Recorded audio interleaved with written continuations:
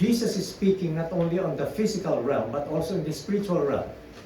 Also notice his relationship with the Father, the one who sent him. Also notice the contrast. The Apostle John uses word contrast like light and darkness, life and death, from above down below, so that it will increase our understanding. Now in verse 12, this is a passage where Jesus was speaking to the same people. But before we move on to that, there are seven Jewish feasts in the Bible. It started in the book of Exodus, right? And of these seven, that is projected on the screen, this is to remind them. This is spread over the Jewish calendar, okay? The one that we are talking about is the seventh, the Feast of Tabernacles, the Feast of Booths or temporary shelter. The seventh feast is to remind the Israelites each year of God's ongoing protection, provision, and God's care. This seventh feast overshadows the redemptive work of Jesus Christ. The Old Testament pointing towards Jesus Christ, and we are looking back, right? So not only did they play significant roles in Christ's earthly ministry, this seventh feast symbolizes the complete redemptive work or story of Jesus Christ, beginning from his death, burial, resurrection, and ascension, and then it will end up to his second coming, where he will establish his kingdom. There are four spring feasts, the number 1 to 4. They look back at what Christ accomplished at his coming. The last 3 points toward the glory of Christ's second coming. So that the first 4 is the source of our hope in Christ. And the last 3 points to what is to come, a promise. And that's why I mentioned, okay? I mentioned in verse 8, or verse 12, that the word again indicates that Jesus spoke to the same person from chapter 7 until now. Okay? The same people, the Pharisees, the believing and unbelieving Jews. Why? Because they all attended the Feast of Tabernacles. It's recorded in Leviticus 23, and it is being done between the 15th of September and then October, the mid-October. So that Jesus first used this Feast of Tabernacles as a reminder of water drawing rites. The priest will go to Pool of Siloam, take some water, and then water the designated place in the temple. And at the same time, this is a metaphor to portray the ultimate spiritual truth that Jesus Christ is the Messiah they've been waiting for, and he is the Son of God. And while they're doing the Feast of Tabernacle, Jesus Christ fulfills it, that he is the living water and that he is the light of the world. That is the symbol of the Feast of Tabernacle. Now, from the water drawing, he uses the same analogy for the lighting ceremony. That in these 3 pilgrim feasts, all the Jewish males were commanded to go to Jerusalem, all the Jewish men, right?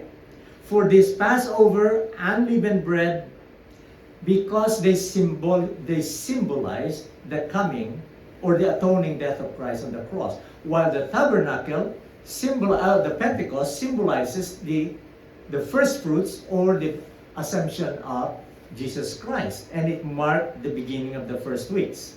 Okay? Now, let's study the context of that one. In the Feast of Tabernacle, not only the water drawing, but also 4 large lamps 4 large lamps in the temple court of women were light up. Now, after they light it up, they will have a nightly celebration. They will dance, they will sing, while they are holding a burning torch in their hand. So imagine the light that shines around the temple. Okay? So they sing praises, and there is the so-called Levitical orchestras accompanying them. So during the Feast of Tabernacles, all Israelites were to dwell on temporary shelter, or they called Sukkot or booths, to remind them that God had delivered them from 430 years of slavery in Egypt, and now they had no house. So they had to temporarily dwell in booths, in temporary shelter, they called, to remind them that the Lord is ongoingly providing for them, protecting them, and loving them. So that if we take the application, our hearts long for this time of our redemption that will be completed once again when Jesus Christ comes back to tabernacle with us. By the way, tabernacle comes from the Hebrew word where we get the word dwelt, and He dwelt among us. He tabernacled with us. Okay. Now, in verse 12, okay, I am the light of the world. It is the opportunity for the people to celebrate God's protection, provision, and loving kindness. But this is also Jesus' claim to His identity, to His credential, to His authority, to His destiny. Reminding them that I am the pillar of fire that guides you, that illuminates you while you were in the wilderness. This is God's revelation. This is the word I am is a statement out of 7. I am the light of the world. Pastor Justin taught us for 2 or 3 Sundays, I am the bread of life. That is 1. Now, this is the second, I am the light of the world. The next one will be, I am the door of the sheep. I am the good shepherd. I am the resurrection of the life. I am the way, the truth, and the life. And finally, I am the true vine. In John chapter 15, there are 7 declarations with all its meaning. This highlights the role of Jesus, that He is the long-awaited Messiah of Israel. And He is also the Son of God. Zechariah in chapter 14 emphasized that God is not just light, but He is also a light who gives living water to His people. So it's just like Zechariah is summarizing the Feast of Tabernacle, right? So when we contrast it to our first study in John 1, 4, and 5, where it says, in Him was life, in Jesus was life, and the light was the light of men, and the light shines in darkness, and darkness did not comprehend it not. For people born here in America or in the Western world, they don't really understand the word darkness. When we were born in the early 60s, when it is brown out, it is black out. Not brown, it's black. You cannot go out because you cannot see unless you have gasera or light. When it is black out, it's really black out. And we have this candila or candle, and then that's where we eat and where we study, and by the morning, your nose is black. And if you're not careful, your eyelashes is burnt because there is no light. Okay, just to say that in our study, take note of light and darkness, life and death. Okay? Life and light are qualities. Life, eternal, and light, also eternal, are the qualities of the incarnate Word Jesus Christ. They are shared by the Father, Son, and the Holy Spirit, and they are also given to those who responded positively to the gospel, the message. So John used light, you know how many times? 36 times. John in the gospel, more than any New Testament writer combined. That's how important the word light is.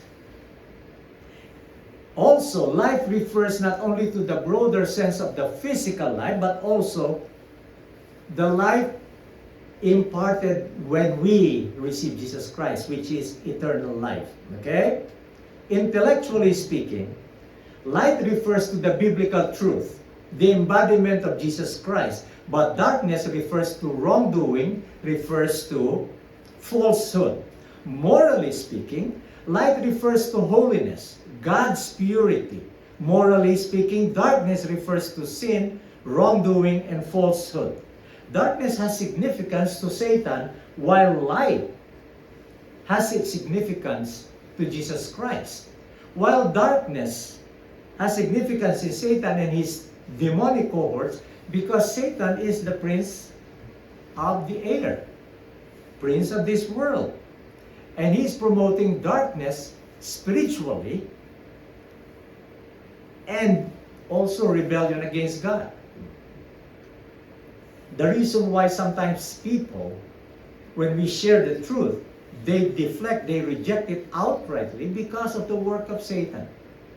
Because prior to that, Satan bombarded us with a lot of belief system that we just embrace without really validating it from the scripture.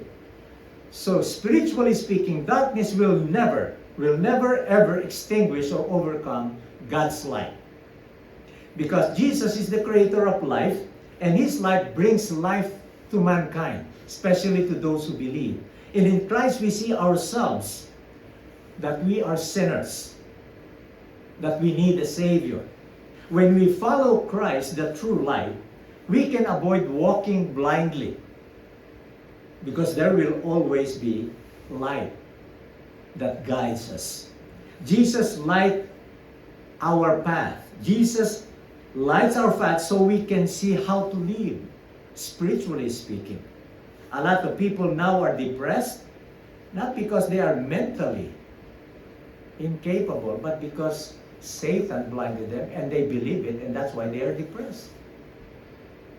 You can believe the Word of God and not be depressed, and you can believe the lies of Satan and be depressed. That's why they kill themselves. Now, let me share to you 3 points. Wow, now first time I can share 3 points. Jesus Christ, the light of the world, confronts, clarifies, and calls. Let's start with Jesus Christ, the light that confronts. Why? Why use the word confronts, short for confrontation? Because the Pharisees challenges his authority, his identity, and his testimony. They are disputing that Jesus witnessed, Jesus himself is a lunatic and a liar and has no right to speak. And that's why when Jesus started speaking, the light exposes darkness, spiritually speaking, because they are talking spiritual matters. So the light reveals their evil motives. The light uncovers their hidden agenda. The light confronts their inner man, their self-righteousness. You know who are the people who normally rejects Jesus Christ? The self-righteous. The people who say, I don't need this, but probably my neighbor or my brother or my sister. Those were the self-righteous mentality. And then Jesus Christ went on to say, I am the light of the world. He who follows me. It conveys the idea of someone being invited to follow him completely. For Jesus, no half-hearted followers. For Jesus Christ, it's not 30% following and 70% not following. No half-hearted. Jesus Christ, the light of the world, represents God's presence, protection, and guidance. When we embrace Jesus as the light of the world, we embrace it that He is present, He will never leave us, that He is protecting us, nor forsake us, He is guiding us. Jesus brings presence, protection, and guidance in my life. Jesus brings protection, guidance in my family, in my married life, in the workplace. The reason why why relationship in the workplace, why relationship in the family are broken and damaged? Because of the absence of light. The absence of Jesus Christ, the real life. Misunderstanding is darkness. But when Jesus Christ brings to a misunderstanding, it becomes an understanding. And that's why Jesus Christ, the light that confronts. So Jesus' claim, I am the light of the world, is legally valid. Not invalid as the Pharisees would declare. Why? Because there are three reasons why Jesus Christ's claim or witness is true. Number one, Jesus knows his origin and his destiny. I know where I came from and I know where I'm going. And number two, Jesus knows the intimate union between him and the Father. And number three, the Father and Son witness harmoniously. That's why when Jesus says, I am not the only one witnessing for my declaration or my claim. The Father is with me. He never left me alone. That's why the light that confronts, Jesus is plainly telling them, you Pharisees, you judge according to your human assumption, to your flesh. You evaluate human standards, you evaluate through human categories, through human assumptions. But you know what? I judge divinely. My judgment is clear because I shed light on my judgment. So Jesus Christ being the light of the world, light that confronts, it exposes the lies. When the light confronts, it exposes the lie we tell ourselves. Did you know that? How foolish it is that sometimes we tell ourselves when we talk to ourselves. We let ourselves believe that we are telling the truth, but most of the time we tell lies. The habits we excuse. The bitterness we hide. The light exposes the pride and arrogance we protect. Before light guides, it reveals. Before light comforts, it convicts. If you feel exposed, if you feel uncomfortable, and if you feel challenged by God, that is not rejection. You know what it's called?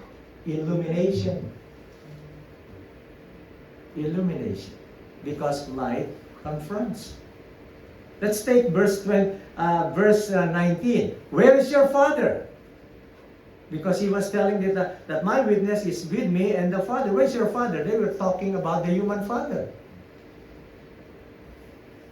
But Jesus said, I've been living 33 years here and you don't know me? You know my brothers and sisters. But he never went there.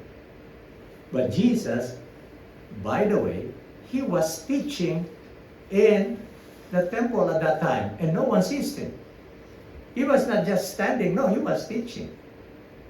So the temple treasury was located in the courts of women. And when I researched it, there are 13 collection boxes, 13 collection boxes to set up to receive money offering. 7 boxes were for the temple tax. Imagine that. You attend, and then you give temple tax. And then the 6 boxes are free will offering. 13. On another occasion, remember in Luke 21, where a widow placed her money on one of these boxes, and Jesus taught a profound lesson about giving, about offering. Okay? Now, let's move on to the second. Not only Jesus clarifies, or the light confronts, but he clarifies. Verses 21 to 27. Jesus tells them, where I go, you cannot come. Jesus speaks of his death, burial, resurrection, and ascension. These are realities they cannot grasp if they don't believe. Now here is another contrast, not just light and darkness. Jesus said, you are from below, I am from above. Meaning I came from heaven, you're still here on earth. But there is a deeper place here called hell. This is not an insult. Jesus is giving them a diagnosis, a prognosis. They cannot understand spiritual truth. Jesus is speaking spiritual realm. Remember John 3, when Jesus speaking to Nicodemus, he was speaking spiritual truth, not the physical born again. Light clarifies reality. Only when we bring it to God and when we open the Word of God, everything becomes real, right? Like for example, take money. You work hard for the money, 8 hours a day. Money, you buy food, clothing, you pay everything that you need to pay. Say for example, by the end of 45 years, you've gained $1 million already. Then suddenly you die. How much of the million will you carry in the grave? Nothing, right? That's reality. Because the Bible says, naked came I into this world and naked will believe. It's not that money is not important, but the love of money. That is the root of all evil. That is just reality. So light clarifies reality about money, about relationship, about work, even in the workplace, right? But God first wants, I'm sorry, when Christ shines in our life, confusion begins to lift.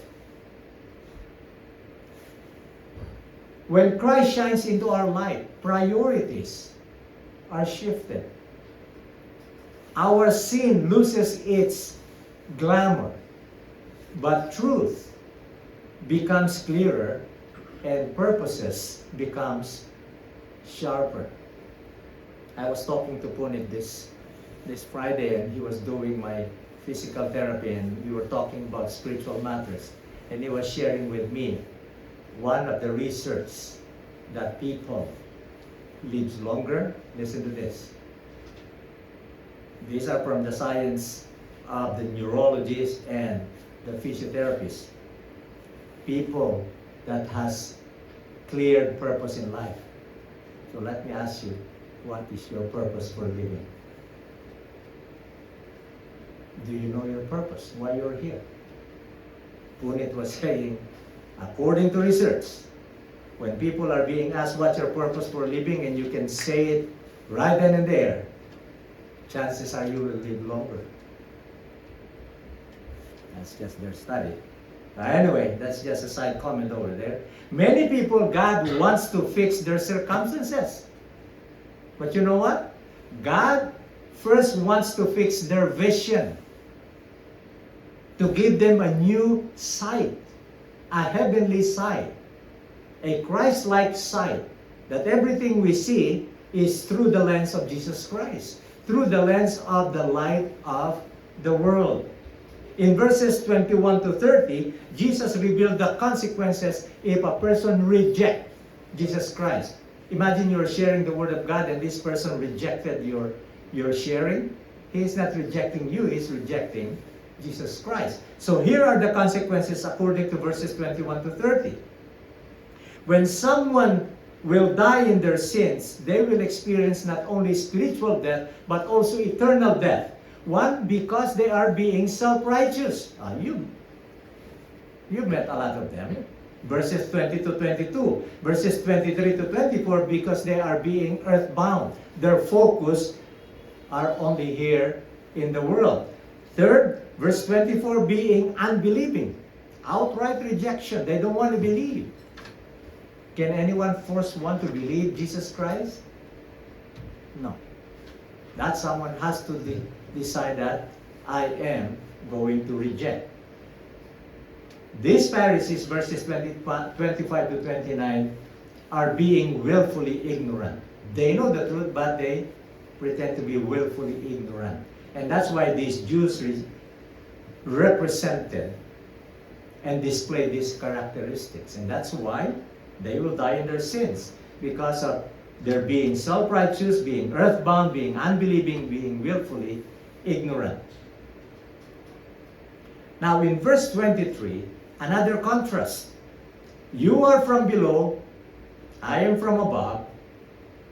That is the realm of God from above, the realm of men from below.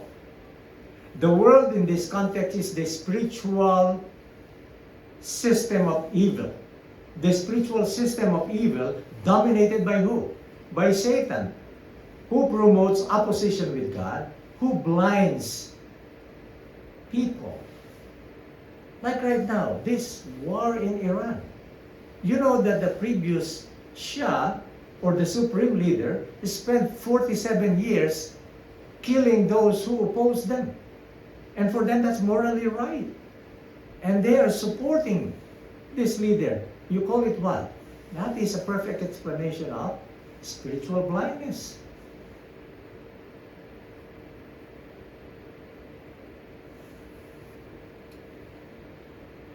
Verse 24 will further tell us that if you do not believe that I am He, Jesus is emphasizing that the fatal, unforgivable, eternal sin is rejection. To refuse and reject the offer of salvation of Jesus Christ. That is the fatal, unforgivable, eternal sin. Believe Jesus Christ is the Messiah and the eternal Son of God, the incarnate Word. In this, Jesus referred to himself as Yahweh, the Lord of the Old Testament, and he directly claimed the full deity of the Trinity, Father, Son, and Holy Spirit. That's why twice in this passage you will notice that Jesus Christ, not John, Jesus Christ mentioned people will die in their sins. Jesus Christ is implying people will die in their sins if they reject Jesus Christ. The only escape is receive Jesus Christ. Believe on the Lord. Because rejecting the light leaves a person in darkness. Rejecting the light leaves a person in darkness, and sin is not merely a behavior, it is separation from God.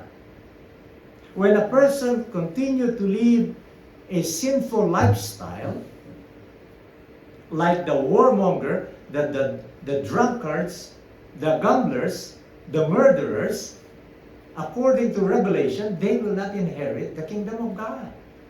Because sin is not a merely a behavior, it's a separation from God. And salvation, the solution to sin, is relational, not religion. That's why Jesus Christ, when He came to earth, He offers relationship, not religion. Because a person may have religion and still go to hell. A lot of people are sincere and they are sincerely wrong. What people need is a sincere and true relationship with Jesus Christ. In verse 25, who are you? The Jews are willfully ignorant because chapters 1 to 8, there are multiple of witnesses testifying to Jesus' authority, identity, and claims. Jesus Christ Himself provided them with how many miracles? Almost 21 to 28 miracles already. And they still willfully reject Jesus Christ. Now let's go to the final C. Jesus Christ's light. Not only He confronts, clarifies, but Jesus Christ calls. He calls. It's an invitation. That light is an invitation to come over. Remember when we experience blackout? Where are we normally drawn? When there is candle in one corner. That's where we normally, it guides us. As long as our eyes is on the light. Jesus said, when you lift up the Son of Man, then you will know that I am He. He refers to His crucifixion. Why? Because the cross of Christ becomes the ultimate revelation, the ultimate illumination from God. That the cross illuminates, reveals who Jesus Christ is, who God is like, how far the love of God will go, how serious sin is, and how powerful the grace of God is. In verse 30, and the text ends with a beautiful line, many believed in Him. You know what?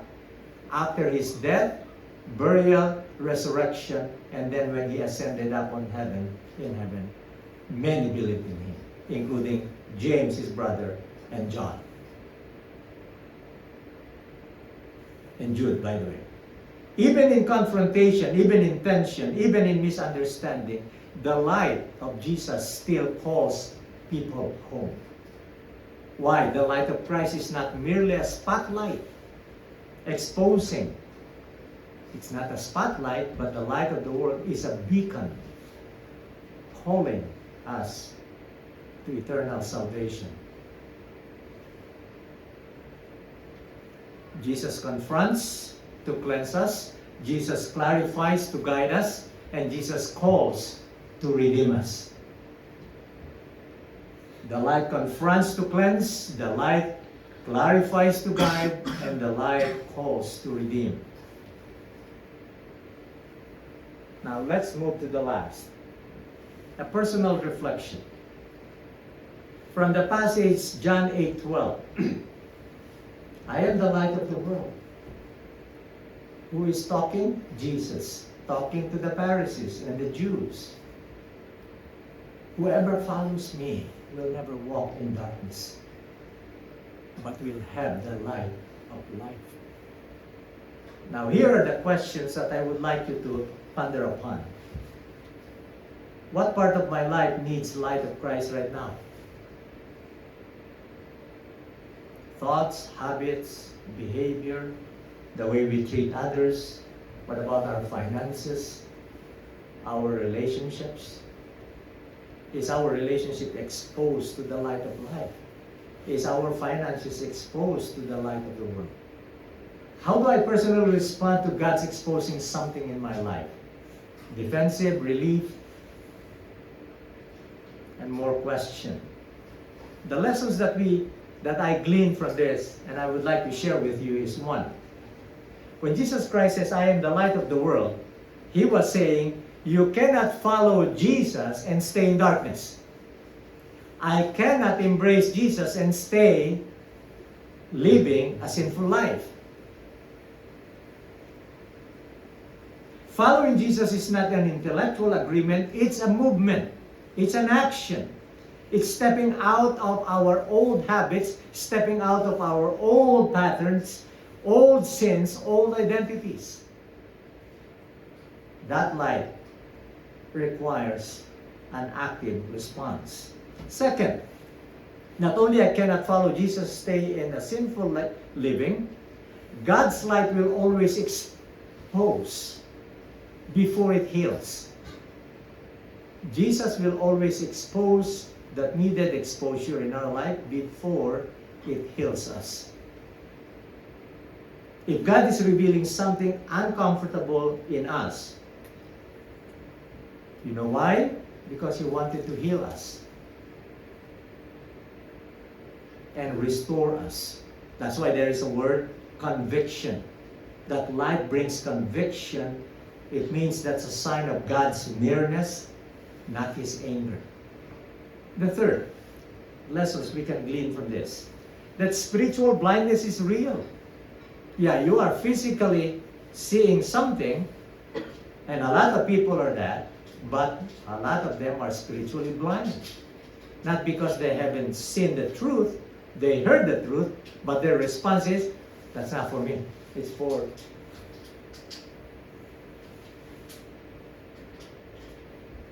Just like the Pharisees were religious but spiritually blind. They are religiously wrong and spiritually blind and lost. By the way, the knowledge is not an illumination. You can know and read the scriptures from cover to cover, and you will be knowledgeable in the scripture, but still miss Jesus, just like the Pharisees. You can attend church with perfect attendance and still walk in darkness. Have you watched Narcos, the Mexico? What have you noticed with the guy who's killing? Before he killed, he will go to confessional, and he will do the sign of the cross, and then he will kill. And then after he killed, he did again the sign of the cross. Those were religious killers. They have religion. That's a sample of that one. Okay? And there are a lot of people like that. Light is not an information, it's a person. Light is not an information, it's a person. And number 4, the cross of Jesus is the clearest revelation of God's love, God's provision, God's mercy.